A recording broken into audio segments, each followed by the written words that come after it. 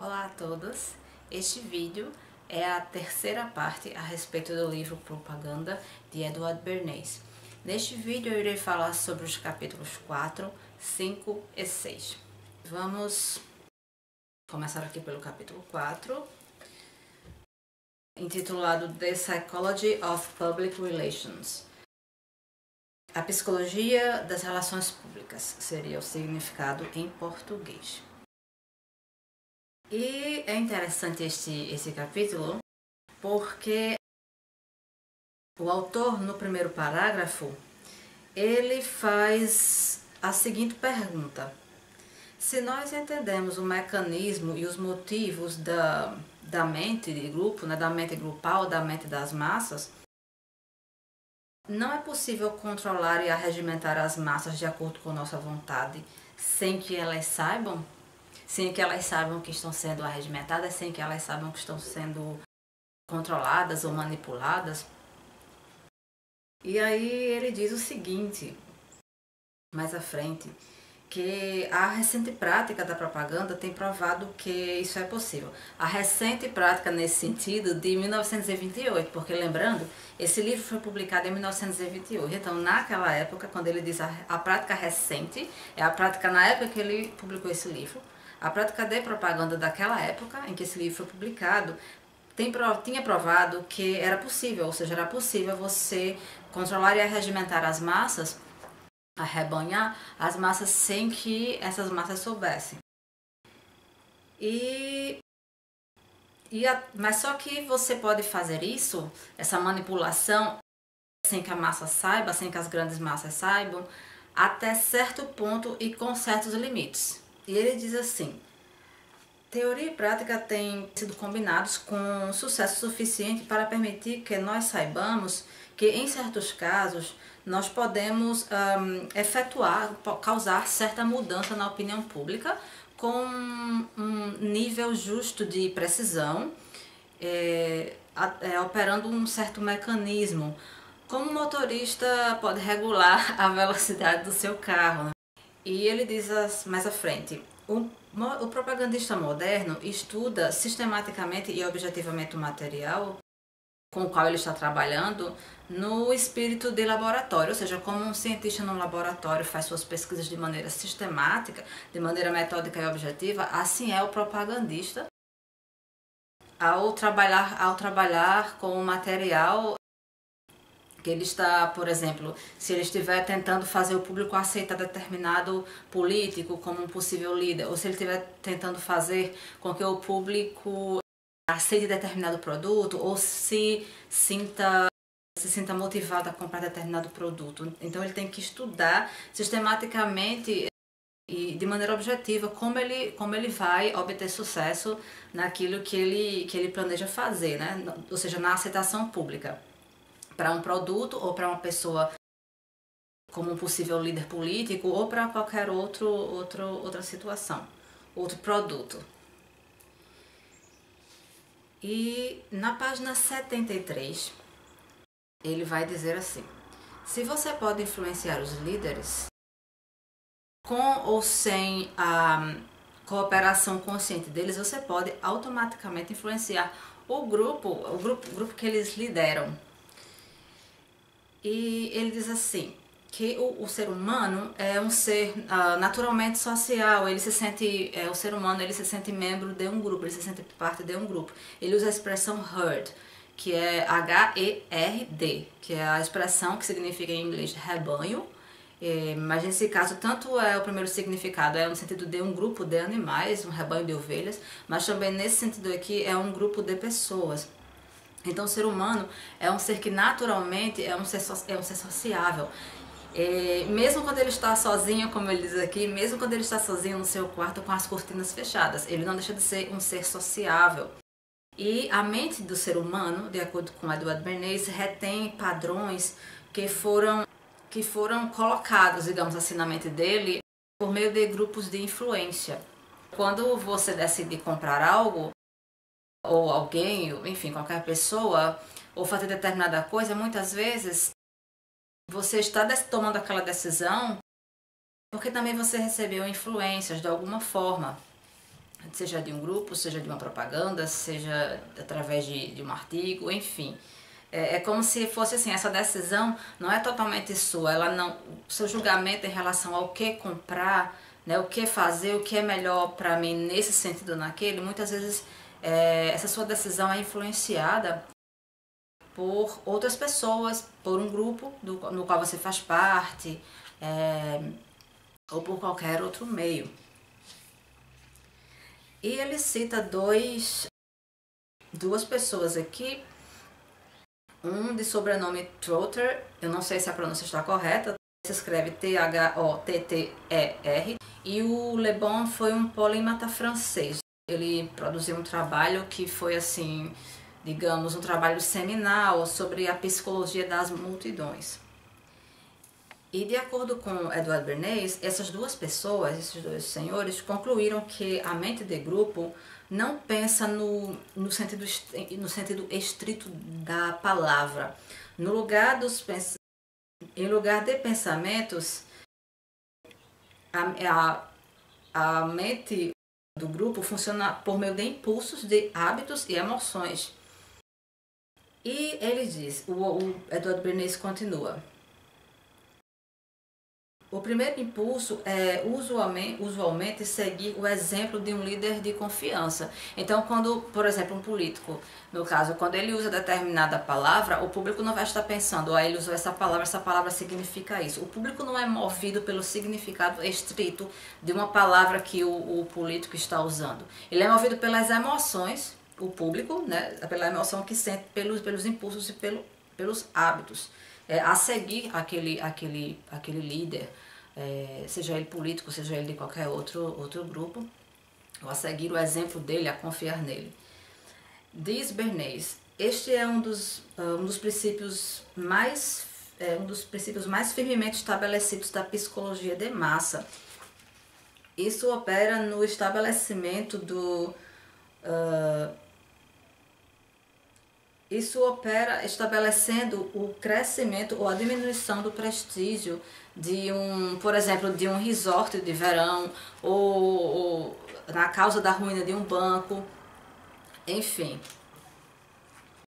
E aí ele continua dizendo, mas quando o exemplo do líder não está à mão, ou seja, quando o público não tem o líder como exemplo, como figura a seguir, e o rebanho muitas vezes pensa por ele mesmo, ele faz isso por meio de clichês, por meio de palavrões ou imagens que dão suporte para um grupo de ideias ou experiências. E aí ele dá um exemplo aqui, né? Naquela época, por ali em 1928, com a palavra bolchevique. Se você conseguisse colar essa palavra, conseguisse associar, fazer associação de um candidato oponente à palavra bolchevique, fulano é bolchevique, fulano é de um partido bolchevique, ou fulano apoia o pensamento bolchevique, fulano é bolchevique, alguma coisa assim, essa pessoa acabaria perdendo grande parte do apoio que ela tinha antes. Daí porque que ele diz logo no começo do parágrafo isso, que quando o exemplo do líder não está à mão, quando ele não é algo assim que é seguido, que é muito forte, e o público pensa por si próprio, ele faz isso muitas vezes por meio de clichês, né? Ou eu poderia dizer de rótulos aqui, como é o caso dessa palavra bolchevique e da palavra interesses, que naquela época estava muito associada à corrupção. Então, fulano é isso, fulano é aquilo, logo eu não voto no fulano. Muita gente não vai realmente verificar, não vai investigar, não vai querer entender a situação. Ela vê aquela palavra, fulano é isso, fulano odeia tal grupo, fulano não defende isso, fulano defende aquilo, então logo esse fulano não é digno do meu respeito, não é digno do meu apoio, eu não confio no fulano, etc. Então, muita gente não para ver, será que essa pessoa realmente disse isso? Será que essa pessoa realmente fez isso? Em que contexto essa pessoa disse isso ou aquilo outro? Então, aqui eu me lembrei muito dessas coisas, assim, dessas manipulações que às vezes a gente vê em notícias, na internet, etc., né? Você cola um rótulo e muitas vezes ou uma notícia falsa, e você às vezes acaba complicando a situação de outra pessoa que vai ter que se explicar ou que vai ter que provar por A mais B, vai ter que chegar e tentar desmentir. Muitas vezes tem a imagem prejudicada por causa de um rótulo, por causa de um clichê, enfim, por causa de uma propaganda desonesta contra ele ou ela. E aqui na página 74, ele vai dizer assim: os homens raramente estão conscientes das reais razões que motivam as suas ações. Os homens, claro, no sentido geral, né? Ele usou a palavra men no plural, mas quer dizer as pessoas, homens e mulheres em geral, eles não estão conscientes, eles não têm noção da razão que motivam as ações que eles têm em determinadas situações. Aí ele diz assim: um homem talvez acredite que ele compra um carro porque depois de um cuidadoso estudo, né, das características técnicas do produto, ele concluiu que esse carro é o melhor. Ele comprou esse carro talvez porque um amigo, um cara que tem um conhecimento, que tem um insight a respeito de finanças, né, ou de repente que entenda bem daquele carro, comprou esse carro na semana passada. Ou talvez porque os vizinhos dele acreditem que ele não seja capaz de adquirir um carro desses.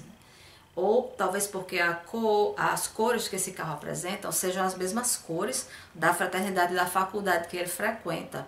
E ele diz assim, que os psicólogos da escola de Sigmund Freud, lembrando que Edward Bernays era sobrinho do Sigmund Freud, ele diz aqui que os psicólogos que seguiam a escola do tio dele haviam já apontado que muitos dos pensamentos dos homens, muitos dos pensamentos e ações humanas, ações das pessoas, são substitutos compensatórios por desejos que elas são obrigadas a suprimir, que elas são obrigadas a esconder, que elas sentem um pouquinho de vergonha de revelar. Às vezes as pessoas elas têm desejo de algo não exatamente pelo valor que aquilo tem, porque aquilo vale a pena, pela utilidade que aquilo tem, mas muitas vezes porque aquilo é um símbolo de algo, né, de um desejo que essa pessoa tem vergonha de assumir, tem vergonha de admitir. Aí ele dá um exemplo, né? Um homem comprando um carro talvez pense que ele o quer por um propósito de locomoção, porque vai facilitar a ida dele ao trabalho, vai encurtar o tempo, né, em que ele vai até o trabalho. Mas talvez, lá no fundo, o fato de ele querer comprar esse carro, o fato que o motiva lá no fundo, talvez seja, por exemplo, o status. Né? Ele quer impressionar os vizinhos dele ou impressionar alguém, mostrar que ele pode comprar aquele carro. Ou talvez ele esteja querendo agradar a esposa dele por ter um carro novo. Claro que não estamos dizendo aqui que toda pessoa deseja algo porque ela tem, no fundo, a intenção dela é chamar a atenção, é a aparência, é provar alguma coisa para alguém, é mostrar que ela tem dinheiro. Claro que não. Muita gente realmente pode querer um objeto, pode comprar um objeto por sua função, é claro. Mas é fato que muita gente compra, e além daquela justificativa aparente, né, além daquela justificativa de dizer, porque isso vai facilitar a minha vida nesse sentido, tem essa questão do status, da aparência de dizer, olha, fulano tá ganhando dinheiro, olha o carrão que fulano de tal comprou, né? Olha tal coisa que o fulano comprou. Então fulano está bem de vida. Tem pessoas que são movidas por esse tipo de desejo também, né? E só que dificilmente, obviamente, elas vão admitir.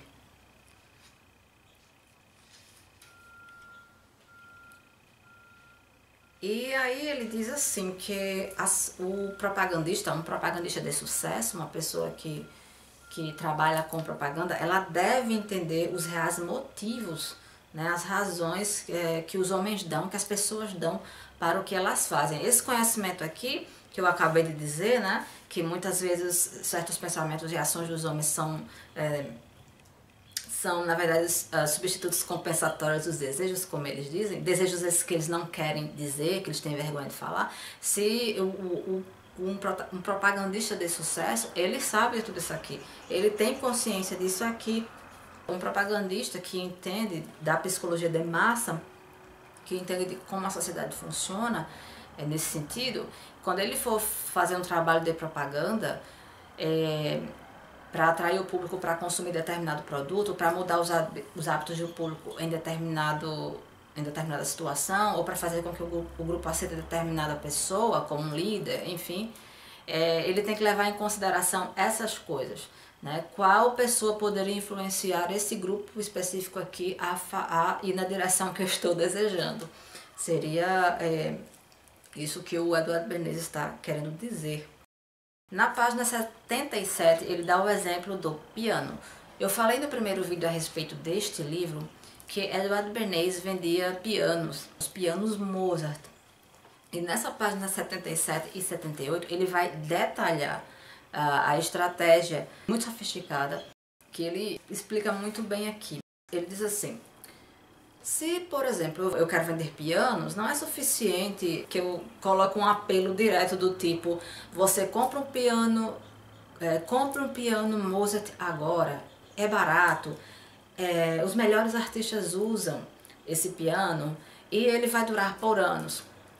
Você pode fazer isso, se você quiser vender, usar esse apelo. Porém, existe uma forma mais sofisticada, que ele vai detalhar aqui a seguir. Ele diz assim: talvez ao falar as características do piano, que ele é barato, que ele vai durar bastante, que os melhores artistas usam, talvez isso seja verdade. Mas acontece que existem muitos fabricantes de piano que fabricam pianos que também são muito bons, que vão durar bastante e que alguns dos melhores artistas também podem gostar. Então, a sua estratégia, na verdade, ela não é, digamos assim, não é boa, ela não é suficiente, né? Ele vai dizer assim: quais as razões verdadeiras do comprador que está planejando gastar seu dinheiro num carro novo, ou mesmo num piano? E ele diz: o propagandista moderno, ele trabalha criando circunstâncias, é o que ele quer dizer aqui. Circunstâncias essas que vão modificar o costume. Ele vai apelar, por exemplo, para o instinto do lar, né, que é uma coisa fundamental. Ele vai trabalhar para desenvolver no público a aceitação da ideia de uma sala de música em casa. Ele talvez vá organizar, por exemplo, uma exibição de música, né, numa sala de música. E, por exemplo, ele vai organizar uma exibição de música numa sala de música que foi planejada ou foi decorada pelos melhores decoradores, por decoradores influentes. Então, ele vai dando exemplos aqui do que seria os primeiros passos da parte do propagandista, né, para criar a situação. Então, ele vai fazer isso. Ele começa organizando uma exibição de uma apresentação musical numa sala decorada por decoradores renomados, por pessoas respeitadas no que se refere à decoração de interior. O que é que ele faz depois? Para criar um interesse na exibição, ele chama para essa cerimônia, para essa exibição, pessoas-chave, que ele chama de key people, né? Pessoas-chave, pessoas que são muito conhecidas por influenciar determinados hábitos de compra do público. Ele pode chamar, por exemplo, um violinista famoso, né? Ou um outro músico famoso para tocar nessa exibição que ele organizou nesta sala decorada por decoradores renomados. E essas pessoas-chave vão afetar outros grupos. Essa ideia da sala de música ela vai passar a ter um lugar na consciência pública, que é lugar esse que não existia antes. E aí, outro passo. Enquanto o propagandista trabalha nessa questão, né, chamando decoradores para decorar e preparar um espaço, e chama músicos para tocar ali, ele vai paralelamente vai haver um trabalho para que arquitetos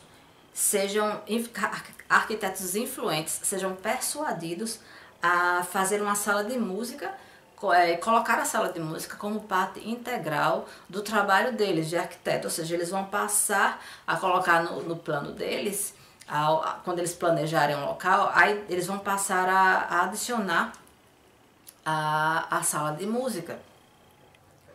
Consequentemente, o que é que vai acontecer? Esses arquitetos que foram persuadidos, né, foram convencidos a colocar nos seus planos, nos seus projetos de arquitetura, nos seus projetos de construção uma sala de música, eles vão, essa atitude deles vai influenciar os arquitetos que não são famosos, que não são tão influentes assim. Isso é uma coisa que a gente vê em outras áreas também, né? Vejam bem, se um músico, um bom músico, um excelente músico, ele cria uma determinada técnica ou ele toca de determinada maneira, por ele ser muito bom, por ele ser muito respeitado e por ele ser tido como um mestre para outros músicos que são bons, mas não têm a fama que ele tem, que são bons, mas não têm o prestígio que ele tem ou não têm a influência que ele tem, naturalmente esses músicos vão começar a imitá-lo, vão pensar, nossa, o fulano está adotando essa técnica, então talvez seja interessante eu adotar também, seja interessante eu praticá-la ou passá-la para os meus alunos. Isso acontece em todas as áreas, não somente na arquitetura, como ele deu aqui, como ele deu, né, como exemplo no livro, mas em outras coisas. Com a área de música é assim, com todas as áreas são assim. As pessoas veem aquele ou aquela que é considerado um mestre em determinada atividade, e aquelas pessoas que seguem têm aquela profissão, também exercem aquela atividade, passam a seguir. A gente tem uma tendência a imitar, né? Um bom escritor, normalmente ele vai imitar os melhores escritores.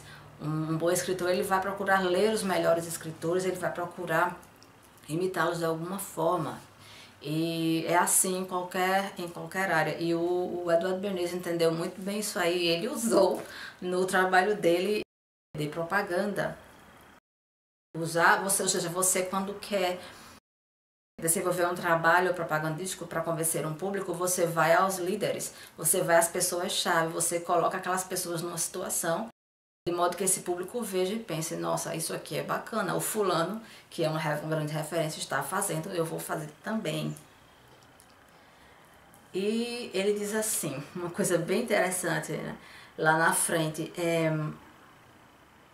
o vendedor tradicional, ou seja, o vendedor, né, que não adota essa forma de fazer sua propaganda, quando ele apenas diz assim, eu vou adaptar aqui o que ele está dizendo, se ele apela apenas para a palavra impressa, né, ou se ele apela apenas para dizer as características do produto dele, como o caso do piano, compra esse piano, ele é barato, os melhores artistas gostam de tocar nesse piano, ele vai durar bastante. Se o vendedor apela para esse tipo de propaganda, na verdade, a mensagem por trás é, por favor, compre um piano, compre um dos pianos que eu estou vendendo. Enquanto que, se uma pessoa vende pianos dessa forma aqui, mais sofisticada, cria uma situação, né? Chama decoradores para decorar um espaço, os melhores decoradores, os mais requisitados, e marca uma cerimônia, planeja uma cerimônia, um grande evento musical naquela sala decorada por esse pessoal, chama músicos famosos, músicos que são referências para tocar nesse local, e trabalha para convencer arquitetos a começar a colocar em seus projetos, a adicionar em seus projetos a sala de música. Uma pessoa que trabalha assim, ela vai modificando a mente do público. E, consequentemente, um arquiteto menor, um arquiteto não muito famoso, que vê o famosão, o mestre, o que ele considera como mestre fazendo aquilo, ele vai imitar, e aquela mudança vai passando para outros grupos. E essa atitude sofisticada de propaganda quando um vendedor ou um propagandista adota esse tipo de atitude, de criar um ambiente, de mudar o costume, de mudar os hábitos, de direcionar o público na direção que ele quer, é como se ele estivesse fazendo aqui, é como se ele, como diz Edward Bernays, revertesse o processo esse processo de compra e venda, enquanto o antigo, através da descrição da característica de seu produto, é como se ele estivesse dizendo, por favor, compre o piano. O vendedor moderno, o propagandista moderno, que segue essa estratégia sofisticada, ele reverte o processo. É como se o comprador chegasse e dissesse, por favor, venda para mim um de seus pianos. O processo vai ser reverso, o próprio público vai ir atrás do produto e não o oposto. O vendedor antigo ia atrás do cliente, oferecer, fica falando sobre o produto, né? Quase que dizendo, por favor, compre o meu produto. Enquanto que esse processo mais sofisticado faz o oposto, ele causa o oposto. O cliente vai atrás da pessoa que está vendendo o produto.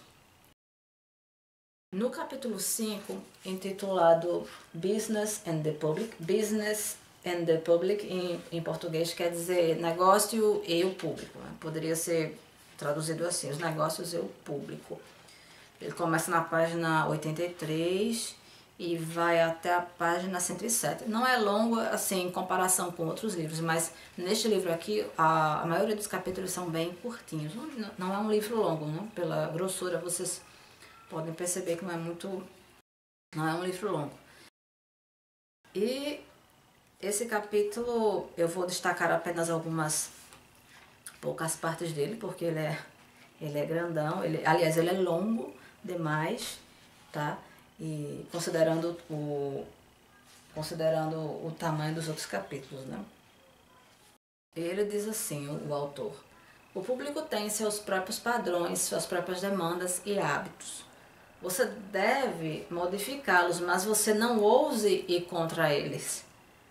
Você não pode persuadir uma geração inteira de mulheres a vestir saias longas, mas você pode, trabalhando através dos líderes da moda, persuadi-las a vestir um vestido, ele chama evening dresses, vestidos da noite, vestidos que são usados à noite, vestidos de festa, ou para lugares onde você veste uma roupa melhor, né? Você pode convencer essas mulheres a usar um vestido que seja longo nas costas. Eu penso que o que ele quer dizer talvez seja vestidos cuja barra na parte de trás, na parte das costas, seja mais longa, vá até o calcanhar. E na frente vá até o joelho, ou talvez um pouquinho mais acima do joelho, ou um pouquinho abaixo. Ou seja, vestidos que a parte de trás sejam mais longos. Aí ele diz que o público ele não é uma massa amorfa, né? Ele não é uma massa assim disforme. Ele não é uma massa que não tem forma, ou seja, ele não é uma coisa que você pode moldar a seu prazer, do jeito que você quer. Ou não é uma massa que você pode simplesmente chegar e ditar algo. Ele diz, negócio e público, ambos, no caso, o negócio e o público, eles têm suas próprias personalidades que devem de alguma maneira chegar a um acordo amigável, como ele diz aqui. Isso deve acontecer para evitar que hajam conflitos, né, e suspeitas, e para que isso não machuque, para que isso não prejudique um dos lados. E os homens de negócio, eles devem estudar em quais termos de parcerias podem ser feitos de maneira amigável e que haja um benefício mútuo, tanto para o público quanto para os negócios. Ele diz mais à frente o seguinte, ele cita uma pessoa chamada Samuel Insull. As palavras de Samuel Insull, eu vou dizer de uma maneira mais simples, não importa quanto capital você tenha, não importa quanto dinheiro você tenha, ou quão justos sejam as taxas, ou seja, quão justos sejam os impostos, ou quão favorável as condições de serviço. Se você não tem uma opinião pública simpática em relação ao que você faz, você vai fracassar. Não importa se você tem grana, se você tem muito dinheiro, se o que você está fazendo é justo, se os benefícios, se os seus serviços são benéficos, se eles são justos, etc. Se você não tem a simpatia pública, se você não tem o apoio do público, você vai falhar, você vai simplesmente em direção à destruição. E aí, para reforçar isso, o Edward Bernays, ele vai citar as palavras de um juiz chamado Gary, eu acho que é isso, Judge Gary, da Corporação do Aço dos Estados Unidos, né, do United States Steel Corporation. Ele, segundo o Bernays, expressou a mesma ideia, né, quando ele disse, a mesma ideia do Samuel Insull, quando ele disse o seguinte: uma vez que você tenha a boa vontade do público em geral, você pode ir adiante com o trabalho de expansão construtiva. muitos frequentemente tentam descartar este elemento vago e intangível. E esse tipo de atitude simplesmente leva à destruição. Você tem que levar em conta, tem que sempre levar em conta a boa vontade do público. Sempre. Sem o apoio do público, você não consegue seguir. Na página 97, o Edward Bernays ele faz questão de dizer assim, que ele diz assim, isso deve ser repetido e eu não estou falando de um valor artificial, ou de uma propaganda desonesta, ou de algo que envolvesse manipulação, né? Ou seja, você deve, quando você faz a sua propaganda e você está querendo ganhar a aceitação pública, você deve fazer isso de uma maneira honesta. Você não deve fazer isso criando valores artificiais e nem ludibriando o público no sentido de sendo desonesto mesmo, mentindo para ele.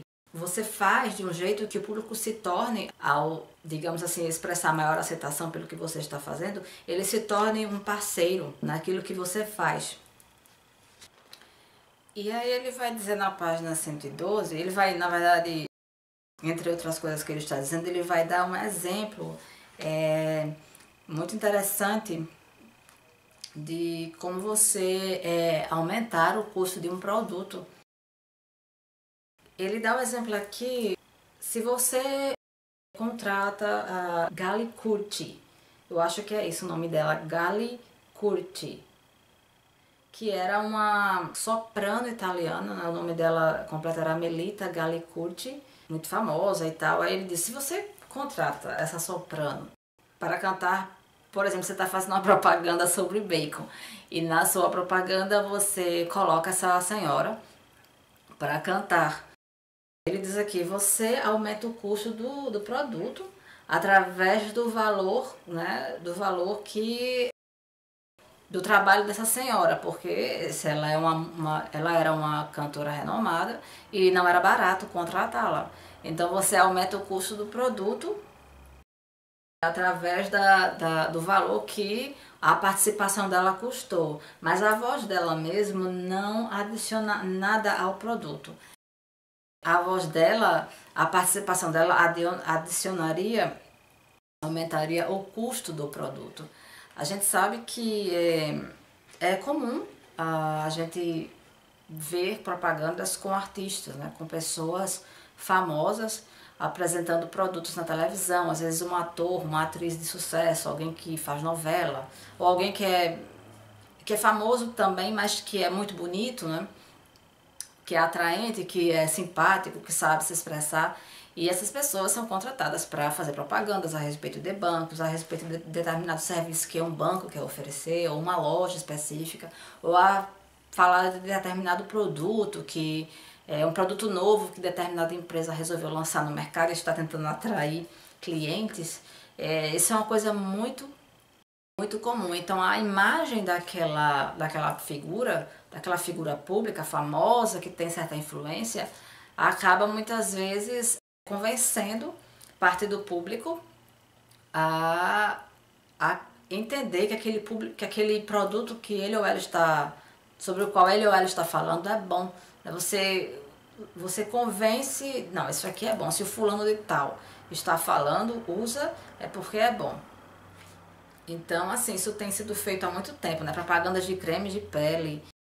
Eu não assisto televisão há anos, mas eu tenho lembranças de eu ainda criança ou adolescente, muitas vezes num comercial, entre uma parte e outra de uma determinada programação, aparecia uma atriz famosa, um apresentador de televisão, ou uma apresentadora, muitas vezes, falando sobre determinado creme de pele, falando sobre determinado batom. E tinha todos aqueles efeitos visuais, né, aqueles efeitos de câmera lenta, ou uma coisa que é comum é o comercial de shampoo, né? Você vê os cabelos sedosos da moça passando em câmera lenta, brilhantes, lindos e tal. Então tudo aquilo é uma forma de convencer o público a comprar aquele produto, a confiar naquele produto. E quando você adiciona a figura de um famoso, de uma famosa, você, na verdade, quem faz isso faz com a tentativa de convencer ainda mais pessoas, né? Convencer o máximo de pessoas possível e associando o produto àquela pessoa famosa, o fulano de tal usa tal produto. O que nem sempre é verdade, né? Às vezes a pessoa está só fazendo a propaganda, a gente sabe disso.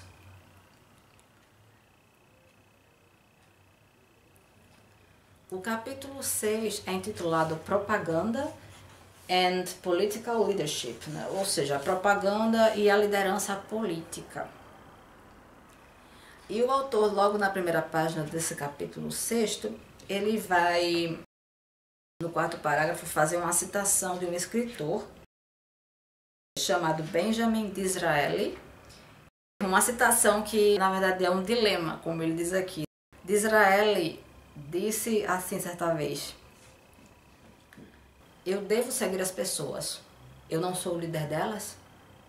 Porque é o seguinte, se você é o líder de um grupo, o que é que comumente se pensa? Esse grupo vai seguir esse líder.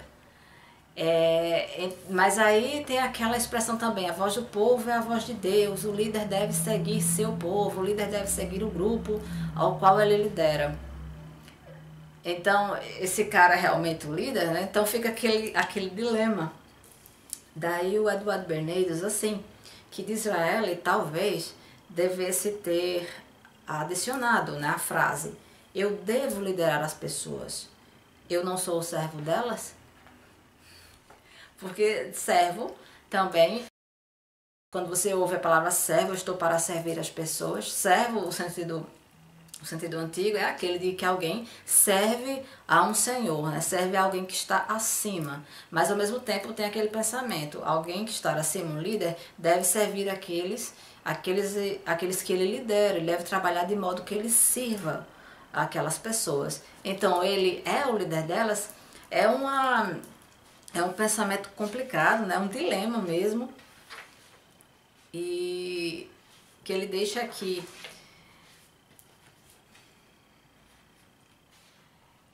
Ele continua dizendo: infelizmente, os métodos de nossos políticos contemporâneos, né, ou seja, os métodos de lidar com o público, são arcaicos e ineficientes, como os métodos de publicidade de negócio como os métodos de publicidade de negócio de 1900 poderiam ser hoje. Esse livro é de 1928, então ele está dizendo que os métodos de negócio em 1900, nesta época, em 1928, seriam já ultrapassados.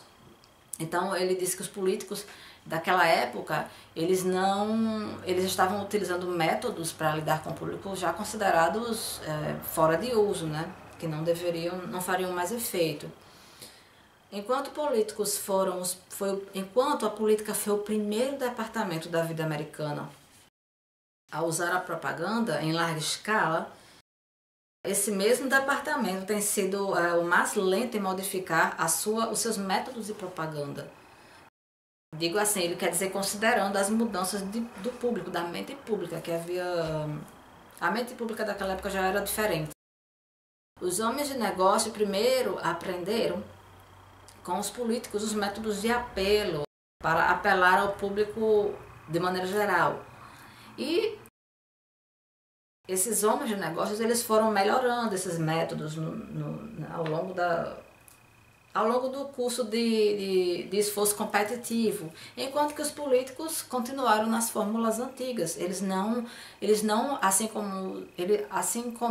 aliás, ao contrário dos homens de negócio, eles não se aperfeiçoaram. Os homens de negócio imitaram os políticos no sentido de apelar para o público, e eles foram sofisticando as formas de apelação, as formas de publicidade de atrair o público. Enquanto que a política, o departamento de política, ela foi ficando para trás, continuou nos métodos antigos, ao invés de renovar, de entender que estavam num tempo novo, diferente, e, portanto, teriam que utilizar e pensar em métodos diferentes.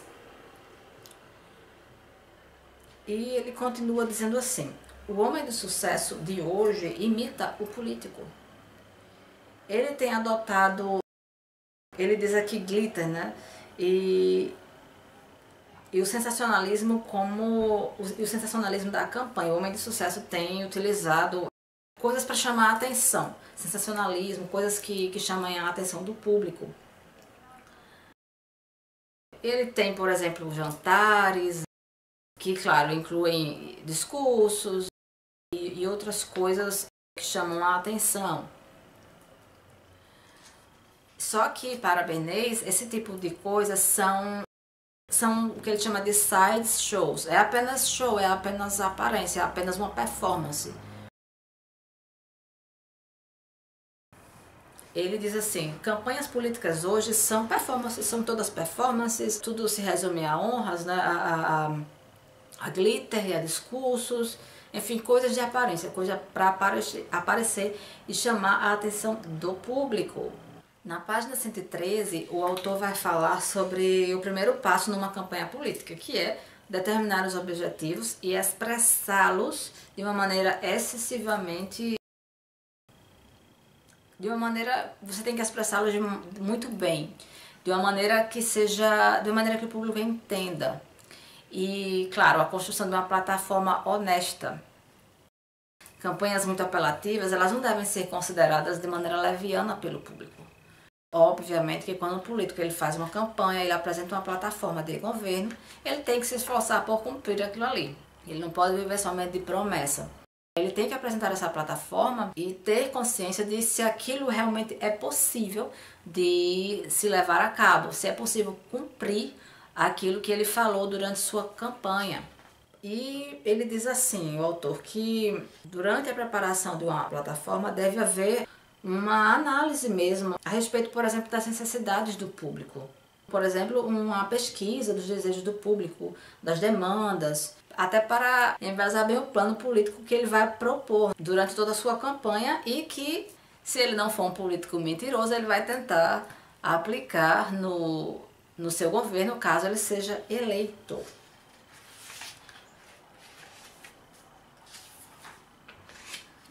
Na página 16, Eduardo Bernays vai falar um pouco sobre o apelo que o líder faz da emoção do público, os apelos da emoção do público durante, por exemplo, uma campanha política. Ele diz assim, para apelar para as emoções do público numa campanha política, o conteúdo emocional da campanha política deve coincidir de todas as maneiras com os planos básicos da campanha e em seus menores detalhes. B. Ser adaptados para muitos grupos do público e assim, adaptados para muitos públicos, todos os públicos, né, todos esses grupos que fazem parte desse grande público sendo alvo, de maneira que todos esses grupos possam ser atingidos, né, possam ser alcançados. E, claro, este conteúdo emocional deve estar em conformidade com a mídia de distribuição de ideias.